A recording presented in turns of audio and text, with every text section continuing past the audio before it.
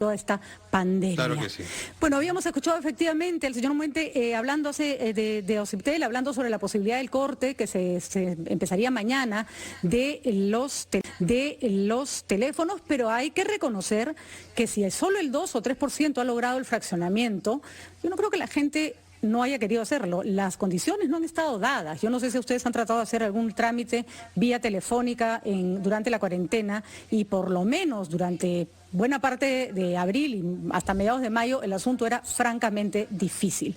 El defensor del pueblo, Walter Gutiérrez, ha levantado la voz, como debe ser, en este caso, porque quitarle el celular a las personas en este momento puede significar dejarlas sin posibilidad de trabajar o dejarlos sin posibilidad de que sus hijos sigan sus estudios.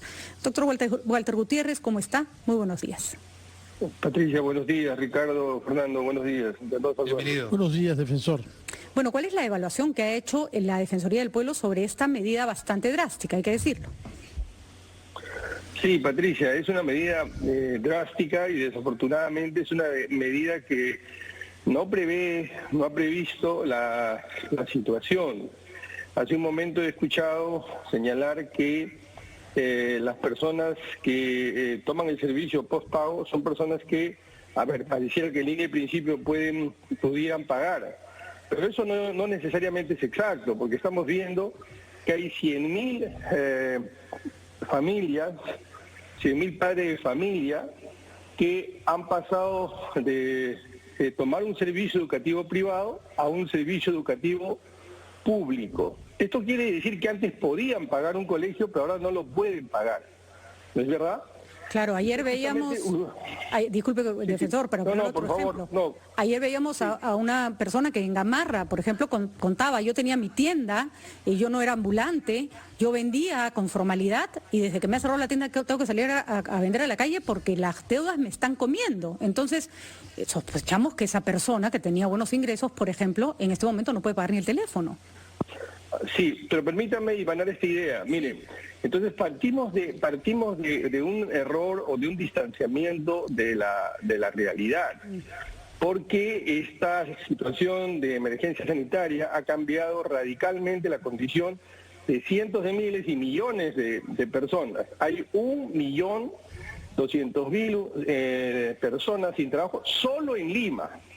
Entonces, esas son cifras dramáticas. Entonces, si a esa realidad le sumamos una política que es acertada y la Defensoría respalda del Ministerio de Educación en el sentido de que hay que apostar por la educación pública, hay que fortalecer la educación pública y hay que extenderla, y uno de los canales por los que va a transitar esta nueva educación pública es justamente la educación digital. No parece ser muy coherente que otro brazo del Estado esté de alguna manera generándole, por decirlo menos, un obstáculo, un valladar. Por eso digo que no se ha pensado bien, no se ha previsto bien, no se ha leído bien la situación en su total contexto. Además, esto también afecta, como ya hemos señalado, el trabajo remoto, la telemedicina, y lo que parece increíble, también afectaría la posibilidad de que el propio Estado se comunique con los ciudadanos, ¿no es cierto? Porque algo que está fallando es la comunicación, algo que está fallando son los mensajes. Si usted me dice que el 2.3%, solo el 2.3% se ha acogido, usted tendrá que reconocer que cuando menos ha fallado la comunicación. Asumamos que el 50% de la responsabilidad la pueden tener los usuarios. Asumamos. No lo acepto, pero asumamos. Pero el otro 50% la culpa la tiene usted, porque el 2% refiere o revela que la comunicación ha fallado, que no ha sido suficiente. Entonces no podemos ser indiferentes o peor aún insensibles a esta situación. Tenemos que tomar en cuenta, defensor, que primero ya hemos hablado sobre la dificultad de comunicarse con las empresas de telefonía durante los primeros probablemente 45 días de la cuarentena. Y por otro lado, muchas personas no están acostumbradas a hacer trámites por teléfono, están acostumbradas a hacer sus trámites presenciales. Hay que decirlo con todas sus letras, ¿no? Entonces, no es tan sencillo como pedir un fraccionamiento acudiendo a un servicio telefónico, ¿no? En efecto, estamos transitando hacia una nueva realidad. Pero hay que ponerle pues contenido a esa frase, estamos transitando. No es que ya estemos en una nueva realidad y es que todos tienen las competencias, las capacidades para poder actuar en un entorno digital. Termino, si me permite, solamente con esta idea. A nosotros nos parece que si ya se ha decretado, no de ahora, sino desde hace más de 70 días, un confinamiento o una cuarentena, cortar el servicio telefónico sería prácticamente una cuarentena absoluta, la internet y la telefonía, total ya. Yo diría que llegaríamos a un nivel ya de aislamiento brutal. Sí, muy interesante lo que nos dicen, claro, porque la gente se está quedando en su casa y de pronto se entretiene utilizando precisamente los servicios de internet básicamente, y de cable y de telefonía. Pero le pido que nos espere un momentito, doctor Walter Gutiérrez, defensor del pueblo, pero le dejo planteada la pregunta y me pongo en el papel de abogado del diablo. Está bien, suena terrible cortarles los servicios a la gente que está en cuarentena y que ha perdido sus empleos y no le alcanza la plata. ¿Y cómo sostenemos estos servicios de internet y telefonía si es que no lo financiamos? Le planteo la pregunta y espero su respuesta dentro de unos instantes.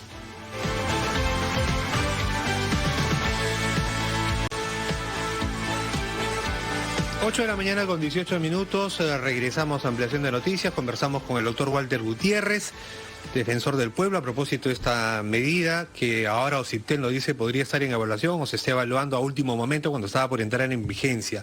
El corte de los servicios de telefonía e internet a aquellos usuarios morosos que no han podido pagar porque han perdido el trabajo, porque la situación es crítica para todos. Y le preguntaba, doctor Gutiérrez, sí, en efecto sería terrible que esto ocurra, pero ¿cómo hacemos para mantener un servicio de internet y de telefonía que son vitales en estos momentos si es que no se les paga? Bueno, mire, nosotros hemos sacado un informe especial que se refiere básicamente a la prestación de servicios públicos domiciliarios, no solamente telefonía, internet, sino electricidad, gas, etcétera. Y en ese informe señalamos, coherentes con nuestra posición, que nosotros comprendemos que los servicios tienen que hacerse sostenibles. Y en primer lugar, las empresas tienen que tener capacidad para identificar quiénes pueden pagar y deben pagar. Ese es un cargo que va por cuenta, una responsabilidad que va por cuenta de las compañías. Esto es lo primero que señalamos. Segundo, que esto no se trata de blanco o negro, no es una visión, no es una mirada así binaria, o me cortas o te pago o me cortas. En segundo lugar, nosotros señalamos que se necesita más tiempo. ¿Por qué más tiempo? Justamente para que sea eficiente la comunicación, para que las personas que puedan acogerse al fraccionamiento se acojan al fraccionamiento. Y en tercer lugar, el propio Estado tiene que plantear una alternativa. Necesitamos un Estado más previsor, y más inteligente para dar respuestas que además sean coherentes con sus propias políticas, como las que he señalado en relación a la ampliación de la cobertura de la educación digital. Y en cuarto lugar, algo que no es menos importante, ya en Puno ha habido protestas sociales contra el servicio eléctrico, porque por un tiempo se dejó, como era lo obvio, se dejó de medir directamente los medidores de consumo y entonces se promedió.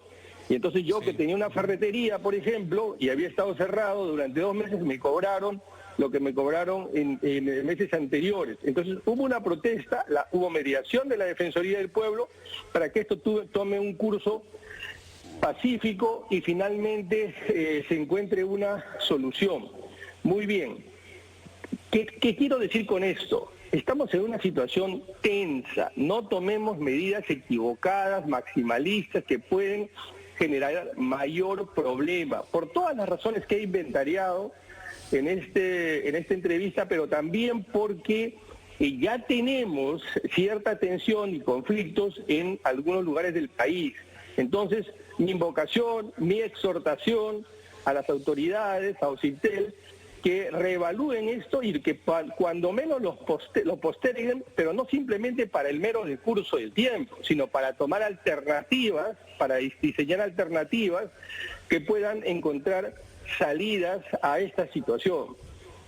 Señor defensor, justamente a propósito de alternativas, lo razonable en este tipo de problemas es inspirarse en lo que hacen países similares. Y usted creo que ha hecho referencia a una solución que ha sido allá en Colombia, porque este problema de gente que se encuentra de un día al otro sin ingresos y que no puede pagar compromisos sobre temas indispensables es un problema en todos los países afectados por el coronavirus.